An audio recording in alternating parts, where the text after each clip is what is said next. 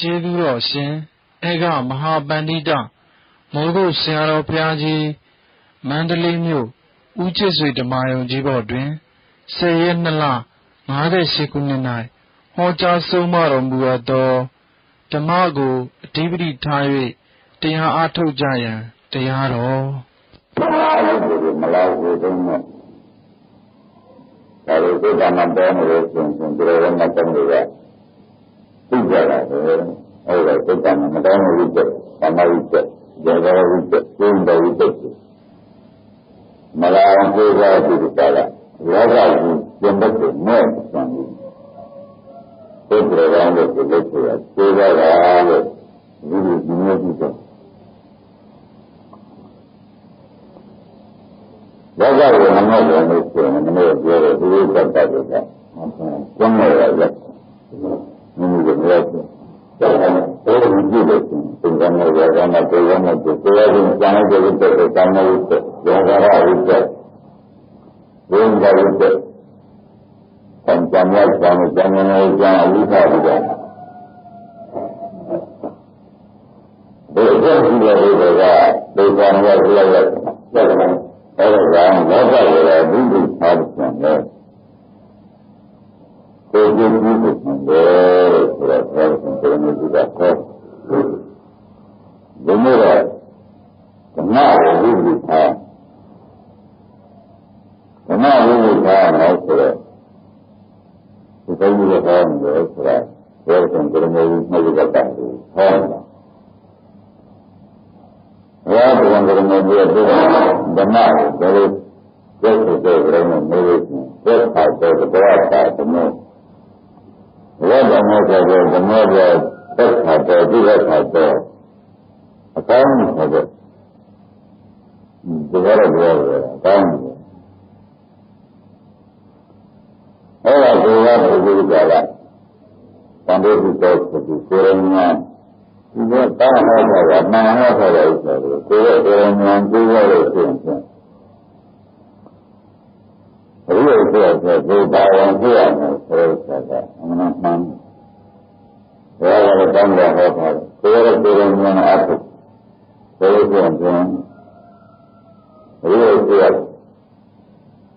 ဘယ်လိုပြရမယ်ဆိုတော့မှန်လို့လည်းရနော်အဲ့ဒါလည်းတောင်းရဟောတာကိုယ်ကလည်းကိုယ်ကမြင်ကိုယ်ကလည်းဆိုရင်မိစ္ဆာဒုက္ခကံလောကတ္တဒီကောင်းမှုကိုလည်းသိကြဖြစ်တဲ့အရိယာဖြစ်တယ်။ဒါကြောင့်မရဘူး။ကြားတယ်။ဘာလို့လဲဆိုတော့ဘာဟောတဲ့တန်ခါဟောတယ်လို့ပြောတယ်။ကိုယ်ကအထုတ်ဒီကကမနေဘူးဒီနေ့ဆိုကိုယ်လည်းမနေမဖြစ်တော့အရိယာဖြစ်တယ်လို့ရောက်ဖို့မရှိတော့ဘူးဆိုတော့ဒီတရားကိုဟောတာလည်းမှန်တယ်။နာမည်များတယ်ဘယ်လိုမှမသိဘူး။ကိုယ်အလုံးနဲ့ကိုယ်ကအမှန်စိတ်နေတာသိကြတာ။ဘာလို့လဲတရားအကျဉ်းလို့မထားဘူး။အဲဒီကတော့ကောင်းကျိုးဘာဟောတဲ့တရားနဲ့ကောင်းကျိုးကိုသိလို့တရားသိလို့အလေးနဲ့အကြည့်ပြီးထားပြီးသိရတယ်ဆိုရင်မလောကမှာလည်းဆောက်တယ်။ဒီလိုဒီလိုမဖမ်းနိုင်တော့နဲ့ဒီမှာညာညာသေးတယ်ဒီကလာကိုယ်ရင်းမမှုလို့မရှိဘူး။အဲဒီအဖြစ်ကမရဆိုတော့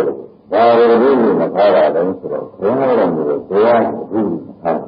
။မှန်ပြီ။ဒါလည်းဒါဒီမထားတာ။မင်းပြောရတဲ့တရားပါဒီမထားလို့ဆိုရင်အကောင်းဆုံးဒီဂရိမာရီဆောင်းနေမင်းတို့ကဘယ်လိုဆောင်းနေရတာလဲဘယ်မှမပြင်းနေရတာလဲဒီလိုကျင်းတာလဲဒီလိုကဂရိရီကားလို့ဒီကိုယ်မမှုလည်းမရှိပါဘူးအရိယာဖြစ်တဲ့မရောက်ပါလို့မလဲလို့ဆိုလို့မင်းတို့အလဲကြီးခါလို့ဖြစ်ရတယ်မှာပဲဆိုတော့အကျိုးကဒါကြောင့်ဘဝကံဘူးဘဝကံနဲ့တရားကံမှာဘူးလို့ထားမှာဘူး။ဇာမောရဘူးလို့မဟုတ်တယ်လို့ထားနေတယ်ဆိုတော့ဒီဘဝဒီလိုပဲ တရားကိုလေးစားတာလည်းဗုဒ္ဓဘာသာတော်မလို့ရပါဘူးအခုဆိုရင်ပြောရလို့သာနေတာလို့ဟာအခုကိုပြောရတယ်ဘောအခုကိုမထားရတယ်ဘောမတော့သူတို့ရဲ့ဘုရားတော်ရတာတော့ဆိုတော့ကောင်းစွာဟောထားတာကောင်းကျိုးပြရမယ်ကောင်းစွာဟောထားတာဆိုတော့မဟုတ်ရဲ့အဲ့တော့မင်းကဟုတ်ကဲ့လို့တော့ဟုတ်ကဲ့မမြင်ဟုတ်ကဲ့မြင်တာဟုတ်ကဲ့ဥရတာမဖြစ်ဘုန်းကြီးကံပါလို့မလို့ဘုရားကမှန်လို့ဘုရားကမှန်လို့ဒါသူတို့ကလည်းမတင်လို့သာကောင်းတယ်ရထားလို့လားမျိုးရတယ်စိတ်နဲ့တော့တော့ဟုတ်တယ်ကမဟုတ်သေးဘူးလို့ဒီလိုမကားတဲ့ဇာမမျိုးတွေကဒီလိုထားဟမ်အတူတူထားရတာကိုအတူတူမထားတော့ဘာလို့လဲတန်လို့လားအန္တရာယ်ကငေါင်းလို့တော့လားသိရအကြောင်းကညံ့တယ်လို့လား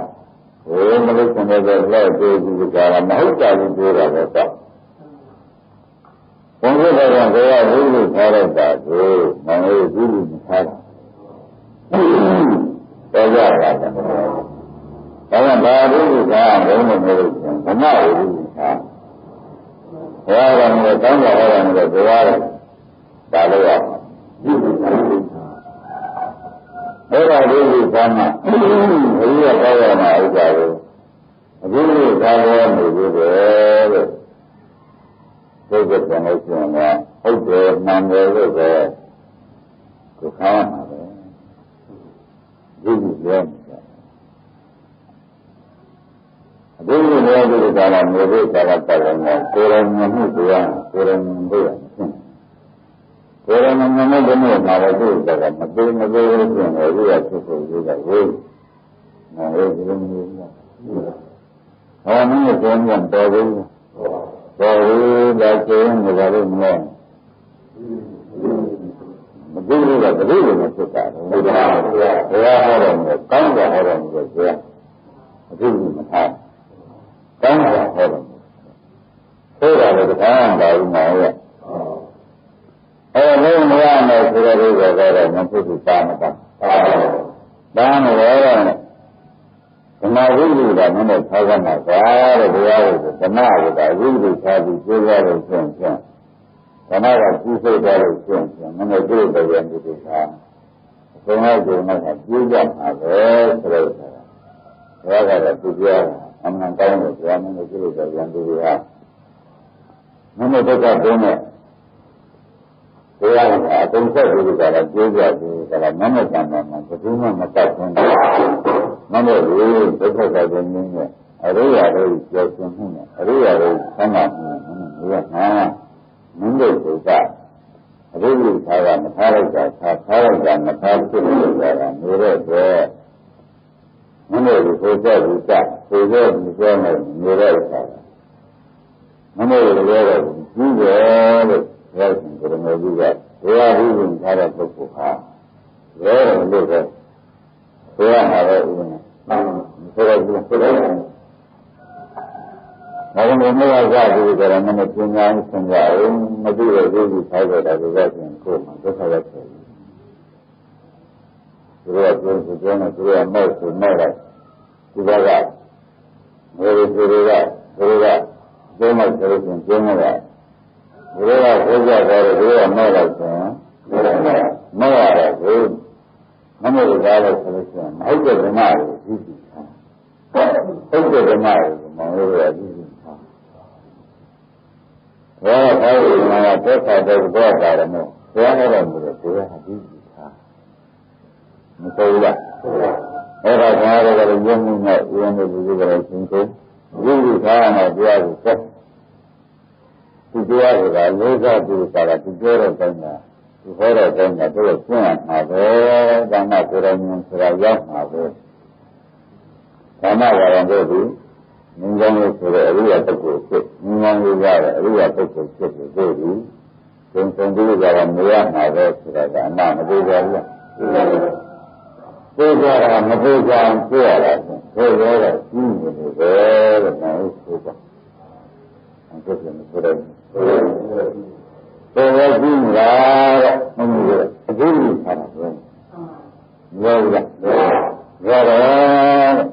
ကောင်းတယ်လို့ဆိုတော့ခန္ဓာကိုယ်ကြတာဘူးကြီးထားကြတယ်မနဲ့စားတော့သူ့ကြည့်ရတတ်တာငါ့စားရောဒီလိုပါလားဒီလိုတတ်တာကမို့တဲ့ကြောင့်ကြားဖို့ကြည့်ဒီလိုတတ်တာရတယ်နောက်ကြတော့ဘူးကြီးကတိတ်ထားတာဟမ်မကောင်းမကောင်းနိုင်ဘူးဆိုတော့သူ့ဝင်တတ်တာပြတာကဒီကောင်ဆိုတော့ဒီလိုရတယ်တရားကိုပြန်အကျိုးလူသားနဲ့မဟုတ်ဘူးခန္ဓာလူလူသားဒါရဲ့ဒီလိုကိုပြောလို့မျိုးလို့ကိုဒီလူသားဟုတ်လားဒီကမျိုးကိုပြောလို့ကိုအကျိုးလူသားဘုရားကလည်းမျိုးညမ်းလို့ကိုအကျိုးလူသားဒါကမင်းကဒီလူကအစွမ်းတဲ့အဘုံကြီးပဲဆိုတော့ဆိုတော့ဒါဖြင့်ဘုရားကလည်းမှတ်ပြီးကြလားဟုတ်လားမတရားဘူးအကျိုးလူသားမဆုံးနိုင်လားဘုရားကသဘောပေါက်ထားတယ်မတရားတာလို့ဆိုတော့အကျိုးလူသားတယ်ဆိုတော့ဒီလိုကဘယ်တော့မှဗျာဒုက္ခကတူငြင်းပါမယ်ဟာဘယ်တော့မှမငြင်းဘူးဘုရားဟောတယ်ဒီတော့ဟောဘာသာအားလို့ဆိုရင်ဒီတော့ဟောဘာလို့လဲဒီလိုပဲမလို့ရအနာဂတ်ဝေဒီဒီထားတယ်ဟုတ်လားဒီကမ်းမှာဒီကမ်းမှာဖြစ်ခုအဲဒီဒီကဒါလိုဒီလိုကဒီလိုကမ်းမှာဒီလိုမကမ်းမှာကိုယ်နဲ့လက်ကျဆုံးကျဒီဒီကဘာကိုယ်ကဆိုရတဲ့ပြည့်စုံမှာအပြည့်စုံဖြစ်တယ်ဒါလိုဒီကအဲ့ဒါလေးကိုဒီလိုကလည်းဟောတော့ဘုရားမှာဝေးတာကိုဘုရားမြင်ကြမှာဝေးတာဘုရားရှင်အဓိပ္ပာယ်ဘုရားတုံးတဲ့တရားကို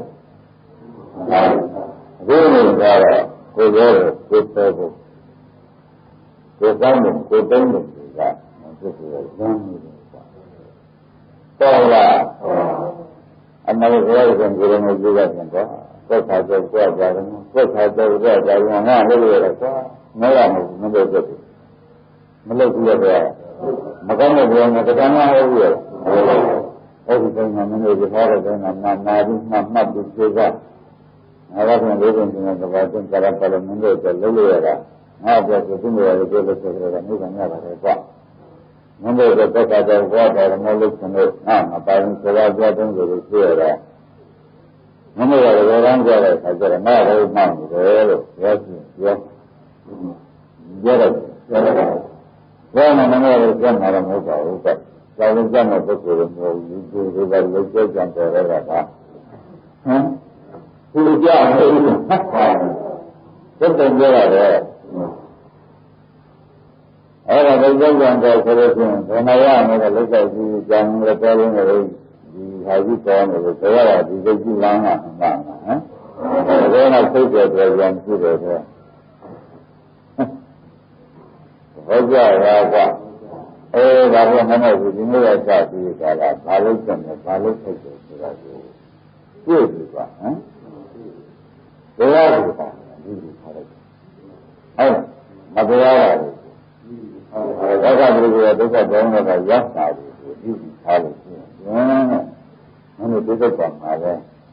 ဒုက္ခနဲ့နေရမယ်သံဃာမှာလဲဒုက္ခနဲ့နေရမယ်ဆိုတော့ကမင်းမြင်လို့လို့ဒါကြောင့်ဒုက္ခရောက်ကြကိုသာသိသိထားကြတယ်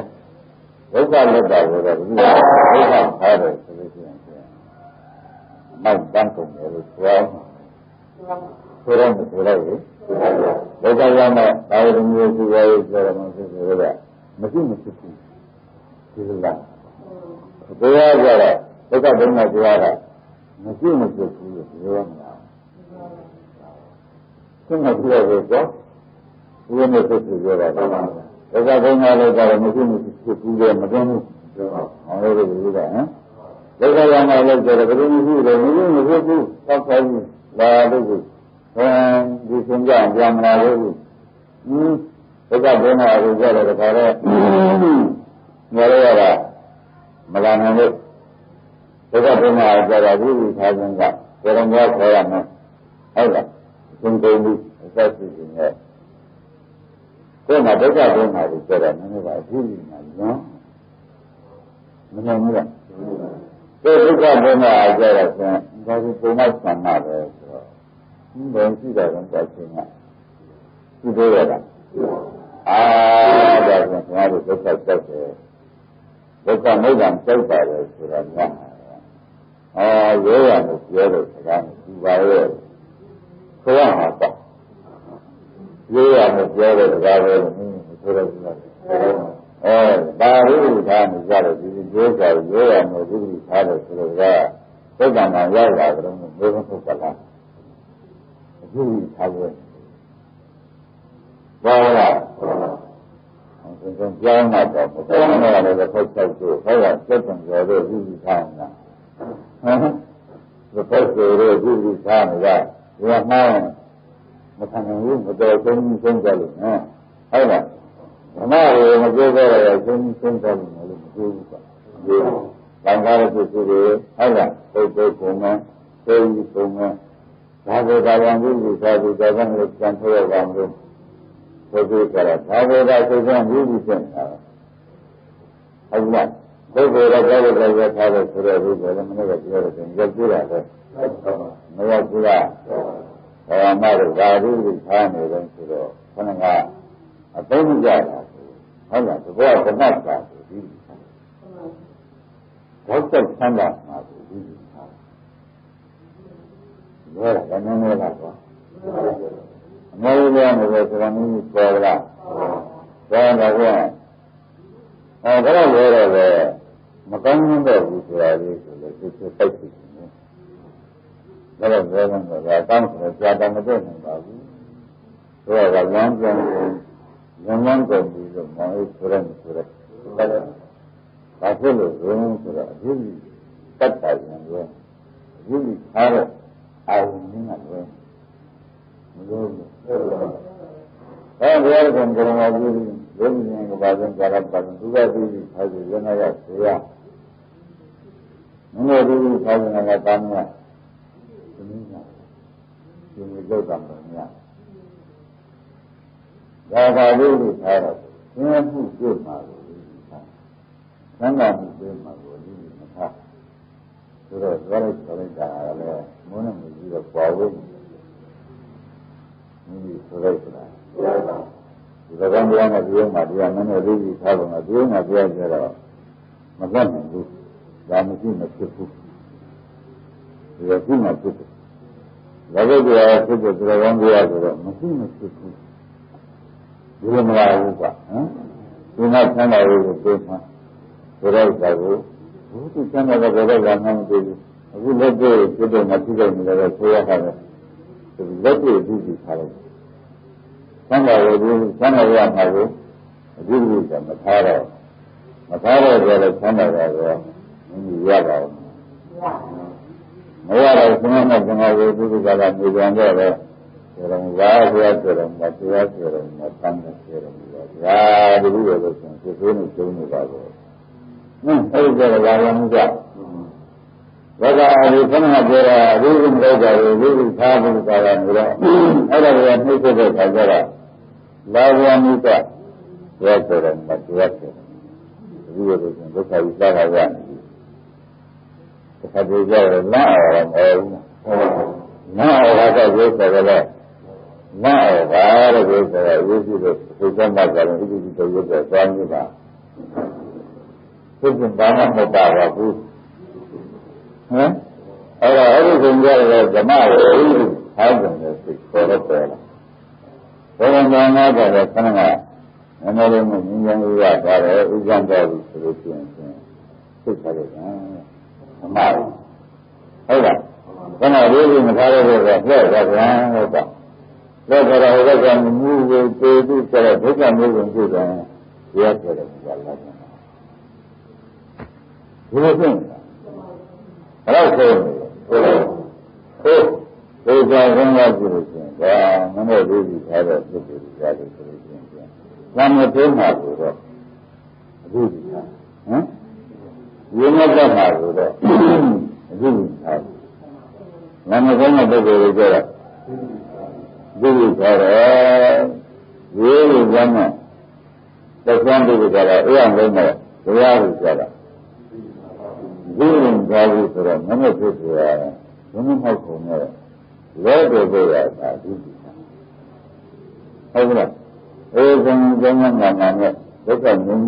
they are using the houses. Some down and here, some 12 minutes prison. A power, Yumia. But we are used to go to the kind of government. Where are you about some marriage? Today, so my son, I bear to write a prayer at the beginning of the not only that, but the fiction of land of the land. About the marriage, there are many of them. Really, brother, we're going to win a son of brother. Oh, many are doing a panazia. Tell me that. When I was going on, you saw other brothers and going over and a particular people, we can attend another to the home. And they can have to go by Sandra. However, through the Nanagan and use it to the Premier Center. Raja, I was a Premier Center. You may take a look at we will run with the Gala, we can meet at a Pokuri, we can yard at a Pokuri, because another way, the Ganesh and Amazi having a Pokuri, so the first time time to there, my Bazi. And there we got it, coming up with it, no Gala, we are, well, let's get a Pokuri there. We will surrender. Well, let's get a Pokuri there. Some of the other is not a Pokuri. Madhya is not a Pokuri. One is Ezra, Puja, the Pokuri got to the one night sometime, Sanju, Napa, Sanju Napa. The Pokuri got in my window, however, Puja down with that. Manera. Oh, there we got it. The matter. Right, lemon chocolate. Right, lemon chocolate. You are in for that. Why do you get lemon chocolate? Well, we got them to the Madame. So this right is lemon chocolate. Coming out to the present and God, to the life. You don't win a focus. So, the other from Sarah, the very better. How is that? Want to see them in the other. This is it. Rather than say, Lemon God, we got a mother, Mugara. Era Gabriel, you Italian. Oh, it's all that has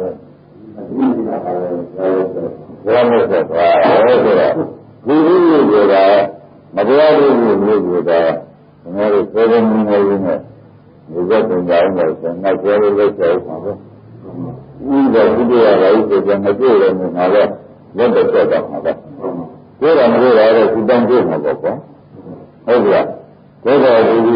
con nghe bây giờ mới rằng mình nói như này mình ra được mới được thật ra là nó biết gì là vậy đó là còn bây giờ thì chúng tôi cũng ra rồi chúng tôi chỉ biết là vậy đó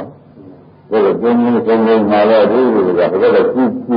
qua là cái chuyện này con này nó rất quá thế là cái gì là chi về cái rồi tôi nghe rồi nói Kemudian dia ramai dari yang ramai solusi. Ia ini ada solusi di dalam. Kalau ada sesuatu kita juga solusi di dalam. Kalau berada di dalam. Kalau ada yang orang ini macam ini. Mesti macam kalau kita berbeza, macam kita berbeza, tidak. Menjual, itu tak boleh mahu. Jika mereka yang datang itu, ini juga solusi. Jangan mereka juga, orang ada diri yang dilenjar, orang jangan lupa itu. Jangan lupa. rồi cho nên chuyện đó chúng nhớ là tất cả một trăm gia rồi thì làm không là mà chúng nhớ là chuyện nào tôi không biết rồi bây giờ thì bây giờ nói rồi mà chúng nhớ là chúng nhớ là chúng nhớ là mấy chuyện rồi là cái gì là mấy chuyện chúng nhớ là mấy chuyện là mấy chuyện mà chúng nhớ thì nhớ là cái gì là mấy chuyện thì cái đó hả vì chúng nhớ là mấy chuyện rồi là cái gì đó nên nhân chuyện mà rồi rồi mà nó giàu mà còn quá hay là chúng nhớ là người ta làm mà rồi cái cái rồi tam người nó cả lại này rồi chúng nhớ hơn rồi nó làm là tam người quá hay nữa ở đây là người ta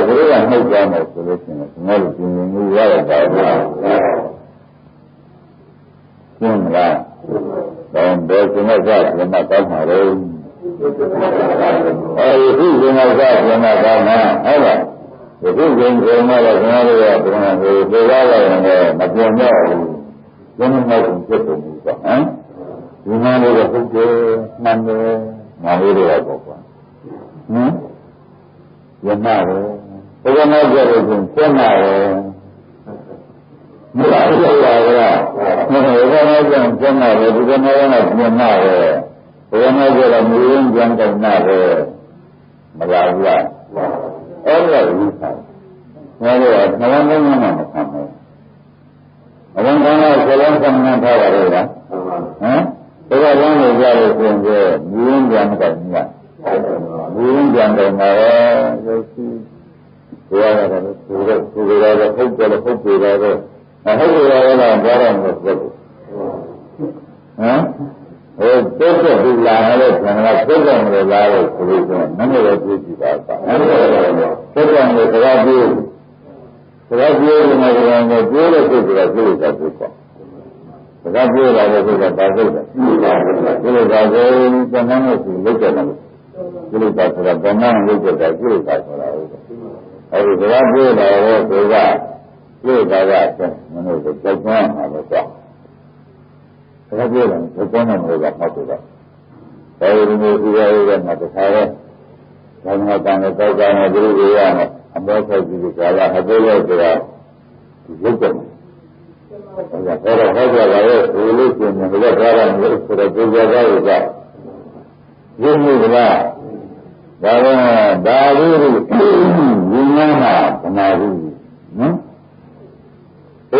cái là cái chuyện Adama will do this.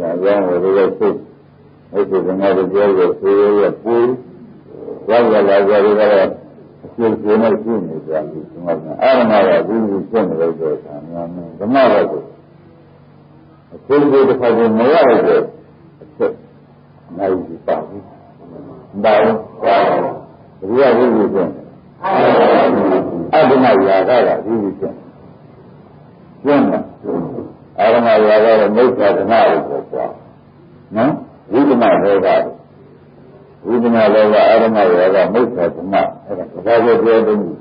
do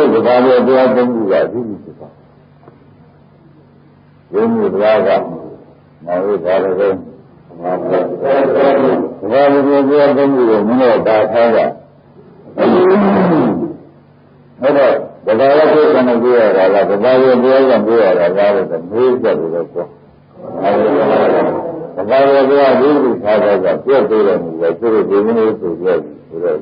You got to know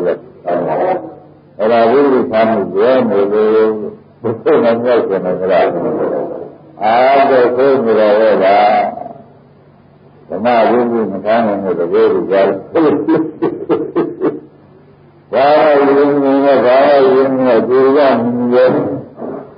အတူတူနဲ့မြင်ရဲ့အကျက်ကိုသိနေတာမြင်ရဲ့မသိဘူးလေဘာသာရေးဒီကားရဲ့ဒီကနေကြားရနေတော့တရားရေးကိုမဆန်းလို့ပြောရတာပေါ့ကွာဟုတ်ကဲ့မတရားရေးကိုထားတော့ဆက်ပြရတာပေါ့ဒီလိုပေါ်လာအဲ့တော့ဘယ်လိုမှကြောက်ရဆိုတာများနေဆန်းနေနေနေအဲ့တော့တရားချက်ကိုဘယ်လိုမှမကြားနိုင်ဘူးအဲ့ဘယ်လိုချက်ကိုဘယ်မှမကြားနိုင်ဘူးအဲ့ဒါဘာပြောလို့လဲမသိကြရရတယ်ရောတယ်ဟုတ်ငါဒီကြရရောက်စီတယ်အရှင်မေကမလည်းမကြောက်တော့ဘူးလားဟုတ်ပြီလားဘယ်အရှင်မေကမလည်းမကြောက်တယ်ငါဒီကြရရောက်စီတယ်ငါလည်းမလို့ကောင်းနေတယ်ရတယ်သိသေးရလားငါကဘာရှိကြမ်းတော့ပေါ်လို့သိသေးရလားမလို့ရဘူးတဲ့သူ့နာမည်ကြီးကမလည်းမကြောက်တော့ဘူးတဲ့ညီတော်ကမှဒီလောက်မှဆောင်းနေတယ်လို့မရှိတာနော်ဒီကဘာလို့မသင်ကြဘူးဘာလို့ငါကဒီကငါသူ့နာမည်ကြီးကမှကြောက်တယ်ဒီလိုပြည့်နေကြတာလို့ဘာရှိတော့မှာလဲအဲ့ဒါဆိုဒီမှာထားတာပေါ်လားဘယ်လိုပြောလို့ကတန်ခဏရတာခဏရတာခဏပြည့်ပြည့်ပြည့်ပြည့်နေသူရတော့လက်ရှင်တွေကလည်းလမ်းအောင်ဆောက်တယ်ငါကိုယ်ကလည်းရောက်တယ်ငါတော့မလို့ကောင်းနေတယ်ပါလေသိသေးရလားငါကဘာဖြစ်ကြမ်းတော့ပေါ်လို့သိသေးရလားမလို့ကြဘူးတဲ့သူ့နာမည်ကြီးကလည်းလမ်းအောင်ဆောက်တယ်ပြီးတော့ညီတော်ကငါဒီလောက်မှဆောင်းတယ်လို့မရှိတာနော်ဒါကဘာလို့မှသင်ကြဘူးဘာလို့ငါကဒီကငါသူ့နာမည်ကြီးကမှကြောက်တယ်ဒီလိုပြည့်နေကြတာလို့ဘာဖြစ်တော့မှာလဲသိကြရဲ့ဒီသေးကအဲ့ဒါဘုရားပြောနေလို့ဘုရားမြတ်ကိုတောင်းတာဟောတယ်ဆိုဒီမှထားတာပေါ်လားဘယ်လိုပြောလို့ဘာတန်ခဏရတာခဏရတာခဏပြည့်ပြည့်ပြည့်ပြည့်နေသူရတော့ဘာဖြစ်မှန်းပြောလို့သိကြတယ်ဘုရားကိုပြည့်ကြံကြံမကြံနေလို့ဟုတ်ကလားဘုရားကိုပြောတော့ခဏလေးဘုရားကိုပြောတော့ပြည့်ပြည့်ပြည့်များဆက်ကြတော့ပြောတာဘုရားကိုပြည့်ကြံနေတာရှိတာဟုတ်ပြီလားအဲ့ဒါဒီကားလို့ဆိုလို့ရှိရင်ဓမ္မတွေစဉ်းစားရတယ်အရင်ကလည်းဓမ္မဆက်ပေါ်တာနောက်ကျတော့ဘုရားကြားရတာဆိုရင်ဘယ်နည်းမှဒီဓမ္မတွေကိုတခါမှလာတော့ပြောပြအကြောင်းရှိလို့ပဲလို့ဆိုရတဲ့သူဆိုရက်ပြောကြလားဒါကမမဘူးဘုရားအလွန်လေးကြီးတယ်ဆိုတာကတုံးလူတော်မှာမဟုတ်ဘူးရုပ်ကြည့်တာရုပ်ကြည့်တာဘာလို့ဒီမှာထားရတာလဲပုံဆိုးရပုံဆိုးတယ်ဘုရားကတော့ဒုက္ခတော့ဘုရားပါတယ်ဟောငါတမန်ညဟောတာအကောင်းအသက်ဆိုရင်နမ်းလို့ညီမမပါဘူးဒီတိုင်းကနမ်းလို့ပြောကြတာအမှန်ပြောလို့အဲ့ဒါဘာလို့ဆိုတော့ကိုရဏဉာဏ်ပြောတာဟုတ်လားကိုရဏဉာဏ်ပြောရရင်ဘယ်အခုရဆူရောက်တယ်ဒါပဲဒါဒီဘုရားမျိုးဆောရရပုဂ္ဂလာဆိုတာသိဆိုကြအဲ့ဒါဘာလို့လဲဆိုတော့ပုဂ္ဂိုလ်ကိုဒီလမ်းချင်းဒီဆုံးမဲ့တာလေဓမ္မအရေးကိုကြားတဲ့ပုဂ္ဂိုလ်ကြတယ်ဒုက္ခတော့ဝတ်တာဓမ္မကိုသိပြီးထားတဲ့ပုဂ္ဂိုလ်မှာသံဃာကြီးရောဖြစ်ပြီးတာလားဒီကံဥပ္ပါဒဝိနည်းကြီးဆိုတော့လာရတာပဲ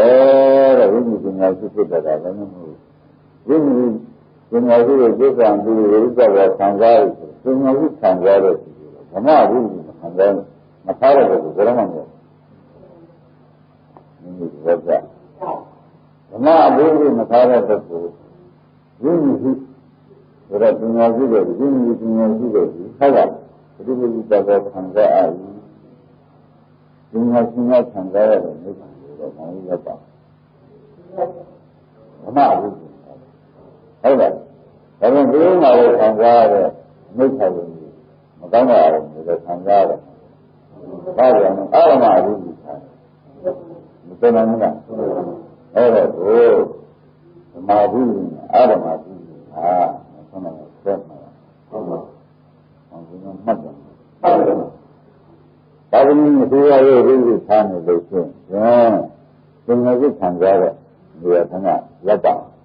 ဒီကံအရိကဝိနည်းရှိကိုဝ ဒီငယ်ကြီးကံပြီးပြီးကြတော့ပြည့်ခံကြတယ်ဒီငယ်ကြီးကံကြတယ်ဆိုတာမိတ်ကံကြောပြောမလားဒီငယ်ကြီးခံကြရတယ်ဒါလည်းဒုက္ခသတ္တရင်းနဲ့ခံကြရနော်အဲ့ဒါဓမ္မဝိသုရှိတဲ့ပုဂ္ဂိုလ်အဲ့ဒီခံကြရနော်အာရမဝိသုရှိနေတဲ့ပုဂ္ဂိုလ်အဓိပ္ပာယ်ထားနေတဲ့ပုဂ္ဂိုလ်ပြောလို့ရှိရင်ပညာရှင်များနဲ့ခံကြရတယ်ဒါရပုရိသေနဲ့ခံကြရတယ်အတော်လေးပါသက္ကပတိဝါတယ်အဲဒီလိုရတယ်ဒီစနေနေ့ဆိုနေတယ်ဒါကတော့ပြန်ဟောတာပါတော့ပြန်ဓမ္မဝင်တဲ့စေဘောကိုတော့ပြန်ဟောနေတာကဒါတော်ရင်ဒီဓမ္မရိပ်ကိုပြန်မမင်းမရအောင်ထားတယ်ဒီစနေနေ့ဓမ္မရိပ်ကိုထားမယ်ဓမ္မသင်္ခါရဝေဒနာသူ့ကိုဒီလိုထားပြောလိုက်ဘယ်လိုမှမနာရဆိုတာဒီလိုထားဟုတ်လားမနေရတဲ့ဖြင့်ဒါနကောင်နဲ့ပြောလို့ဒီဆိုပြီးပြောလိုက်တယ်ဒီမထားပါဘူးမိဘဝေဒနာဝေဒနာရဲ့ဒီလိုထားဟုတ်လားမိဘဝါမမကျင်စံတာကိုဒီလိုမထားနဲ့ဒါတော့ဒီထားပါဒီလိုပြောတော့ကောင်းတာကိုအဓိပ္ပာယ်ဟုတ်လားမကောင်းတာကိုအဓိပ္ပာယ်မထားနဲ့ဒါတော့ငါးပါးဒီပါမလဲအဓိပ္ပာယ်ငါးမျိုးလာမှာဒီပါဒီပါရော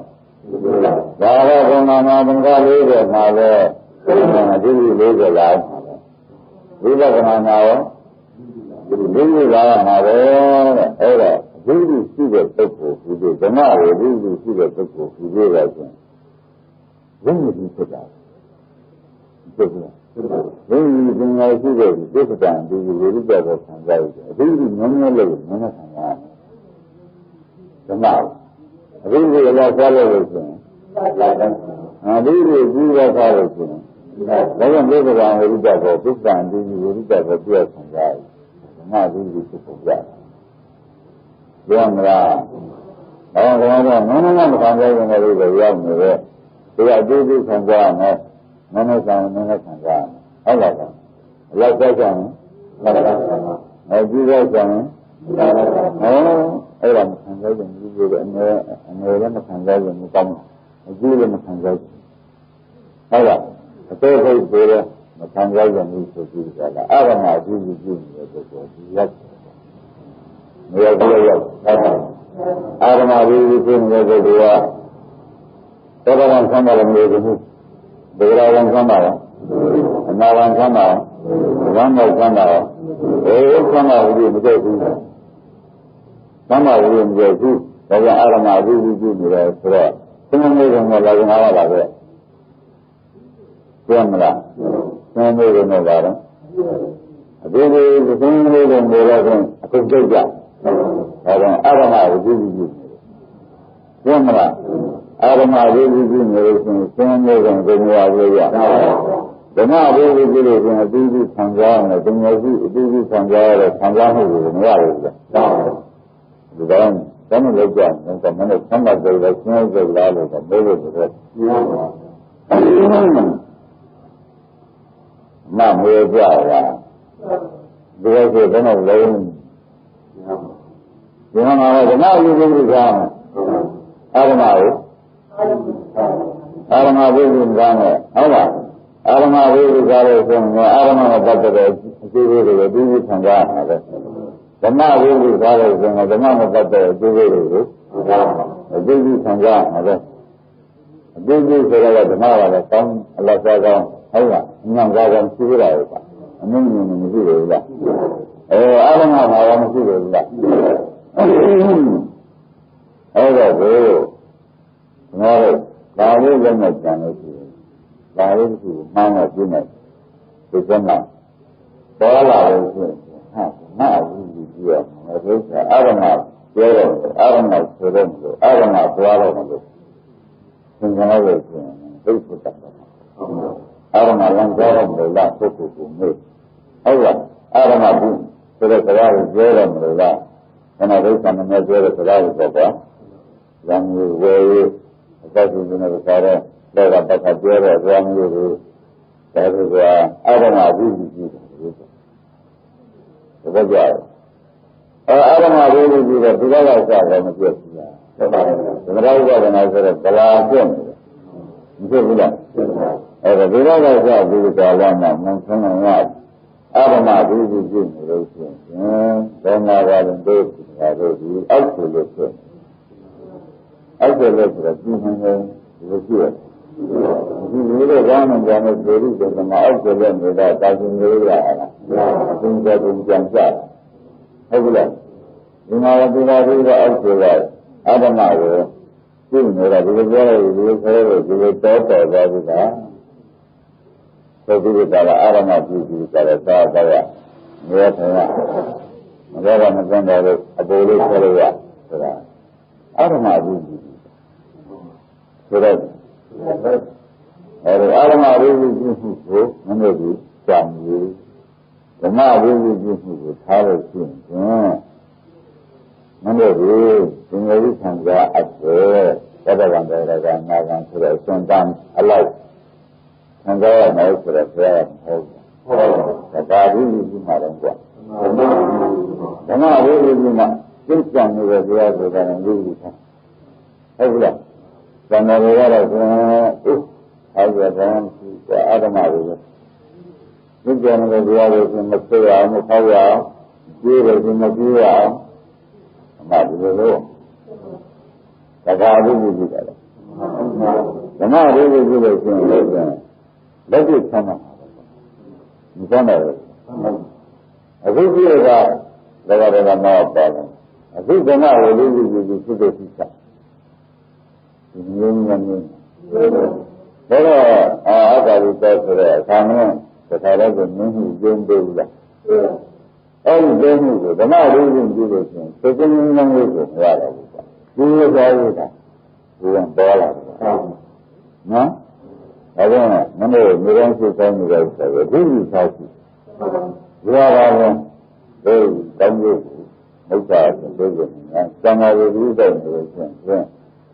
မကောင်းကျိုးတွေကဖြစ်ပြီးကြတာနေတော့တယ်အဒီမကြည့်ကောင်းဘူးမဟုတ်မဟုတ်ဘူးဓမ္မရဲ့ငါမှတ်ကြတယ်ဆိုရင်ကျင့်တဲ့တယ်လည်းဥပ္ပနော်ပြရတာတတ်တဲ့ဆိုရင်မနေ့ကတည်းကအားရကြလို့တဲ့နေဆိုတော့ဟာမြန်မာတော်မကျင်းနိုင်တယ်လည်းပြောရတယ်မှန်ရဒါပေမဲ့မှားရမှာတရားကအခုဟောတော့ပေါ့ကွာဒီမှာမှာတရားကအာရုံနဲ့တွေ့တယ်မှားရမှာတရားကတော့ပါအခုစိတ်မှဟုတ်လားပြောရမယ်တရားကအာရုံနဲ့တွေ့တယ်မနေ့ကမှားရမှာတရားကိုမှတ်ထားရတော့လေ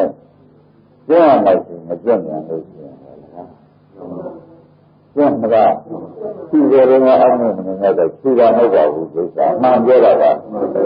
အမှန်ပြောတာကဘုန်းကြီးတရားလို့သူလက်သက်သက်သက်လို့သမောကဓမ္မနဲ့သူလက်တာကိုလည်းရင်းနေလို့ရှိရင်ဒီကံဖက်မှာပဲ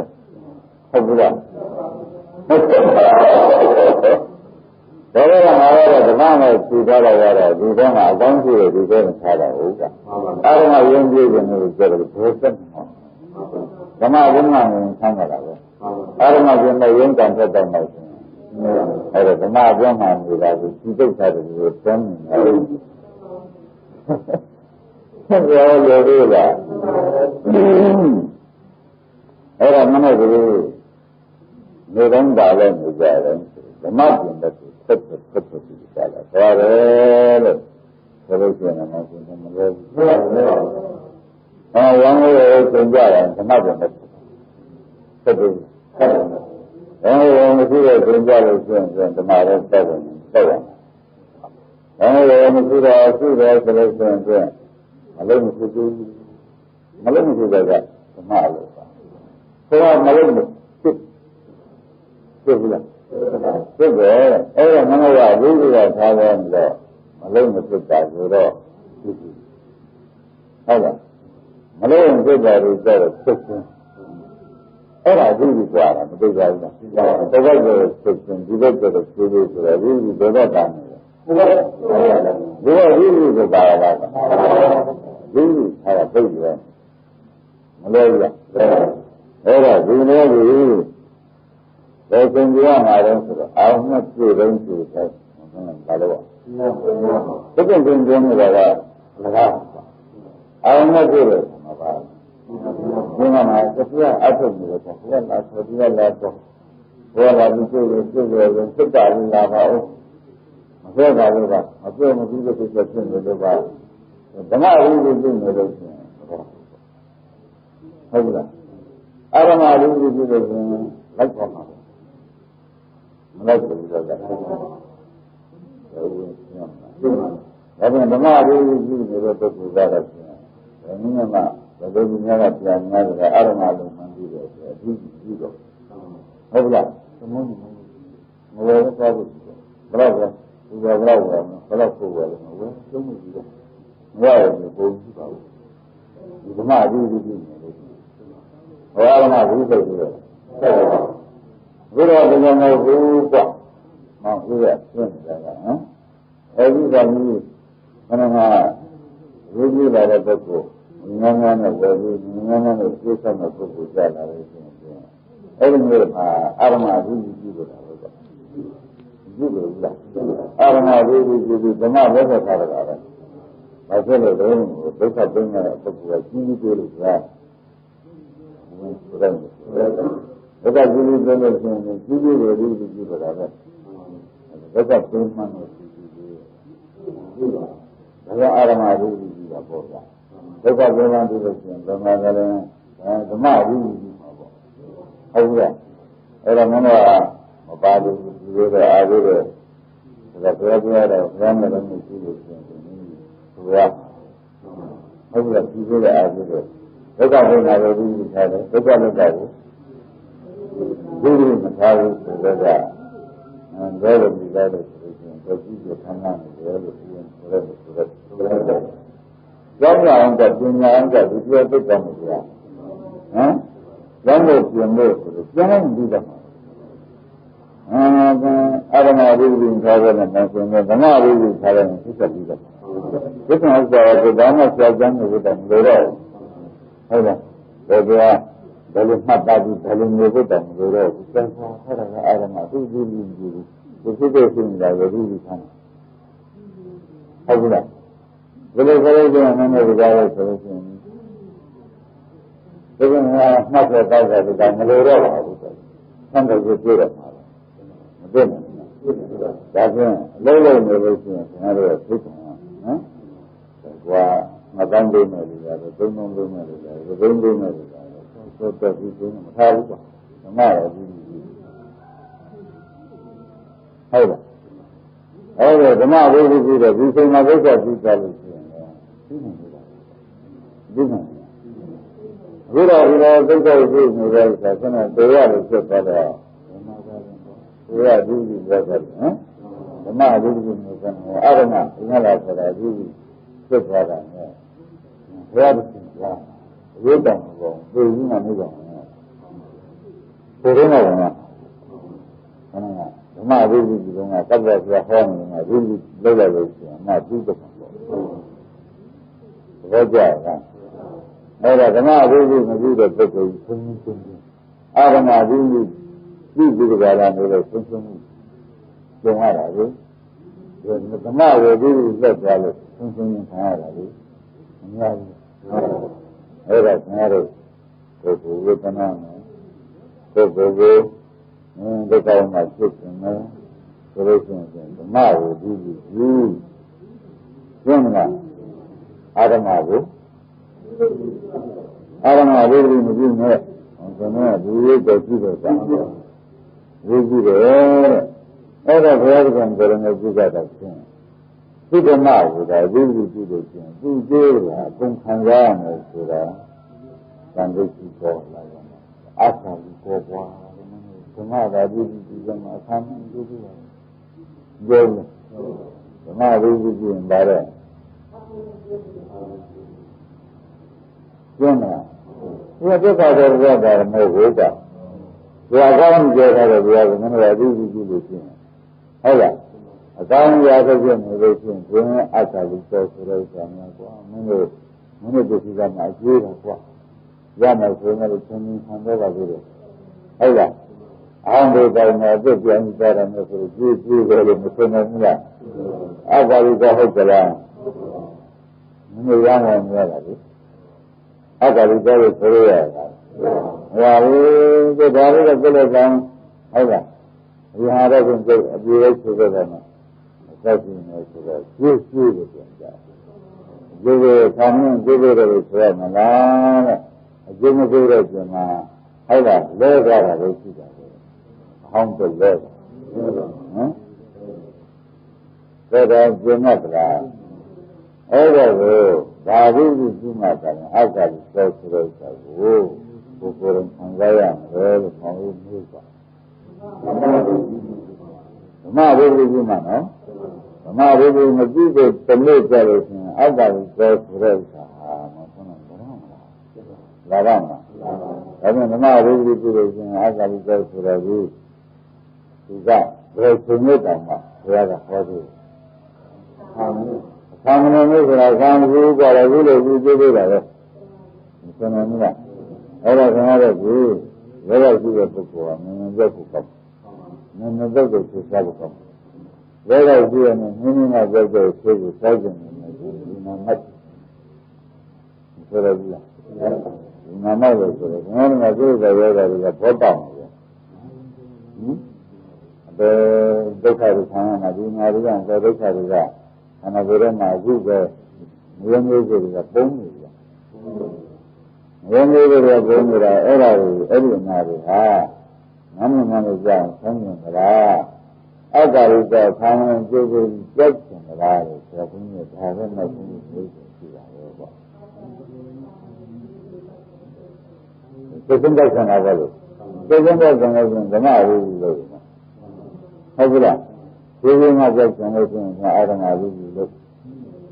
The conduction of it is nothing.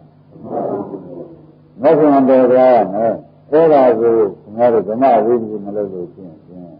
nothing wrong. How would I? And I do not the Dana and I had a going and music,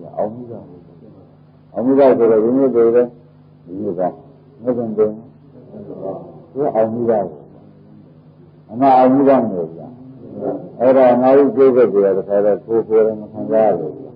So the man is there to the General. Hello. That is, I think, do not remember as far as the meaning of the Dora. Rather than another, collect and I see the Dora, and I'm going to marry. Nothing that the women are the farmers. I got it from the peaceful. I told you. Something I read a little from that.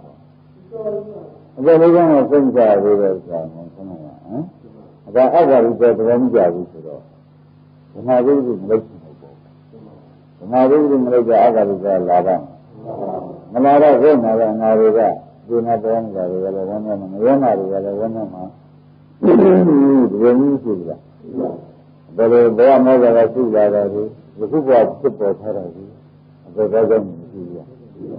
Every night I go, damaging I am, living solution, no, I got it going to do. Okay. The timing of people that one. Neither never do I want. When I go do it, I do it.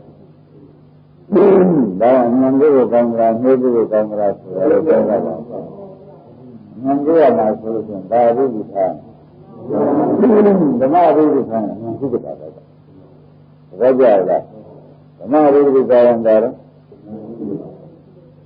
And I'm see the people, and I see the people that go with it. The brother and my own room is embarrassing. I did the ground, I was